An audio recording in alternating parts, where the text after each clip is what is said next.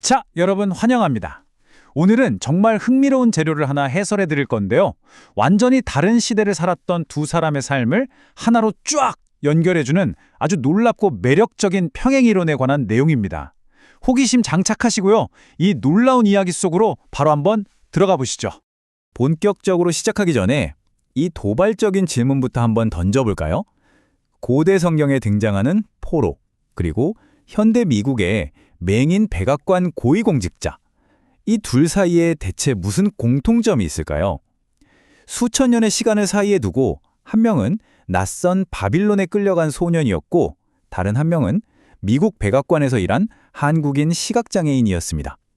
전혀 접점이 없을 것 같은 두 사람의 삶을 나란히 놓고 보면 정말 소름 돋을 정도로 정교한 평행이론이 펼쳐집니다.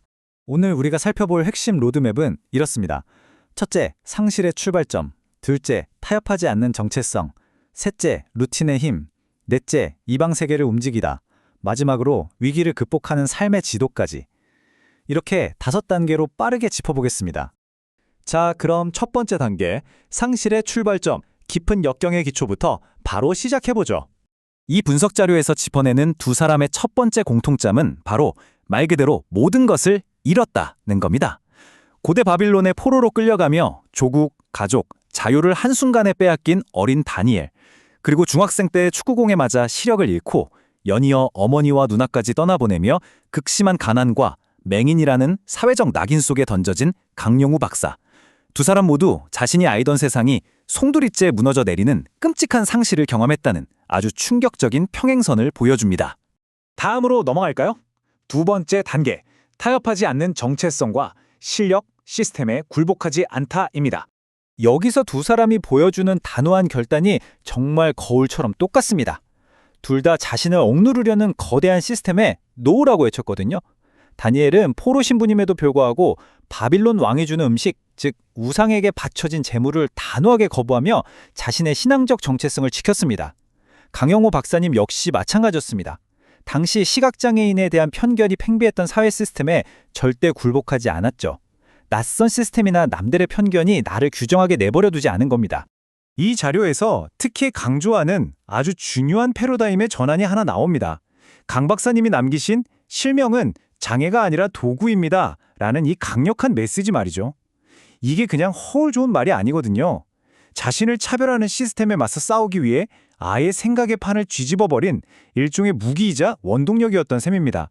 하지만 여러분 곰곰이 생각해보세요. 신념만 강하다고 세상이 알아줄까요? 절대 아니죠. 이 자료에 따르면 놀랍게도 두 사람 모두 동시대 경쟁자들보다 무려 10배나 뛰어난 지혜와 신뢰를 갖췄다고 인정받았습니다. 10배요. 자신의 굳건한 신념을 세상에 증명하기 위해 그 누구도 반박할 수 없는 압도적인 능력을 키워냈다는 뜻입니다. 그래서 여기서 우리가 뼈저리게 느껴야 할 강력한 통찰이 하나 등장합니다.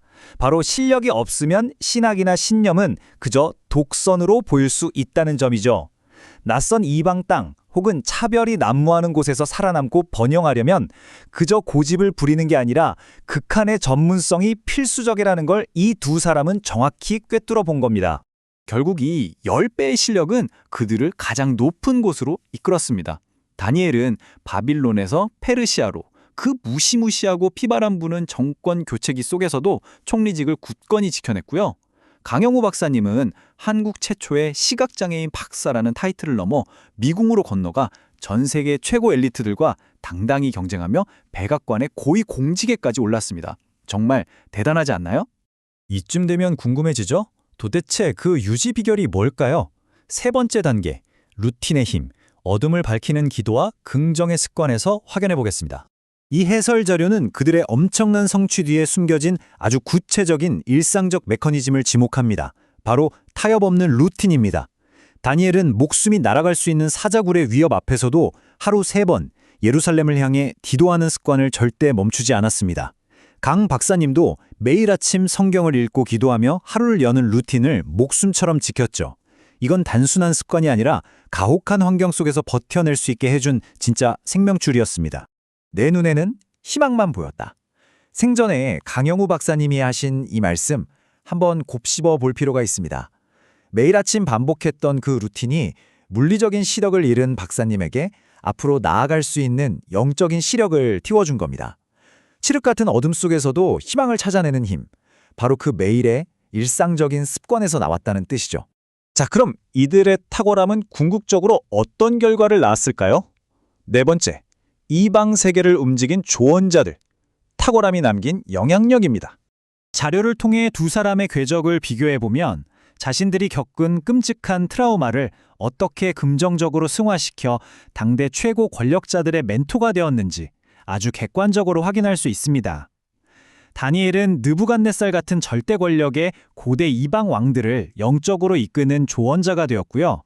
강영호 박사님은 조지 W. 부시 미국 대통령의 정책 차관보로서 국가 장애 정책을 훌륭히 조율하며 전 세계인들의 빛나는 롤모델로 우뚝 섰습니다. 여기서 자료는 역사적 맥락을 조금 더 깊이 파고드는데요. 고대 이방 정부에서 다니엘 같은 조언자들이 후대에 미친 영향을 이렇게 세 가지 역사적 모델로 정리하고 있습니다.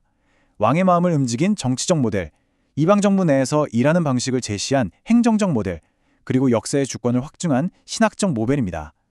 강영호 박사님 역시 현대사회 행정과 정책 분야에서 이와 완벽하게 조응하는 선한 영향력의 모델을 구축했다고 볼 수 있는 거죠. 이제 오늘 해설의 마지막 단계네요. 다섯 번째, 위기를 극복하는 삶의 지도, 역경 속의 감사입니다. 지금까지 우리가 살펴본 두 사람의 평행 이론을 종합해 볼까요? 상실을 겪었고 굳건히 정체성을 지켰으며 10배의 실력을 키웠고 흔들림 없는 루틴을 가졌으며 결국 시대에 거대한 영향력을 미쳤다. 이 다섯 가지 핵심 테마가 완벽하게 겹쳐집니다. 그리고 이 모든 여정을 하나로 관통하는 거대한 키워드가 수면 위로 떠오르는데요.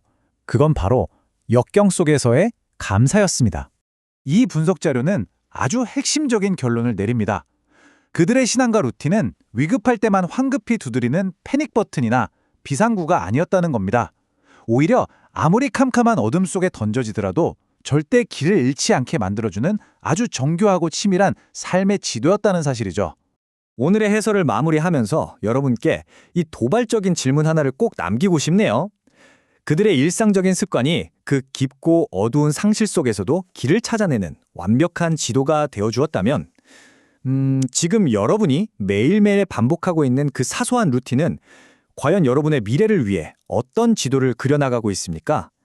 오늘 이 시간이 여러분의 삶에 작지만 강력한 힌트가 되었길 바라면서 여기서 인사드리겠습니다. 끝까지 함께해 주셔서 감사합니다.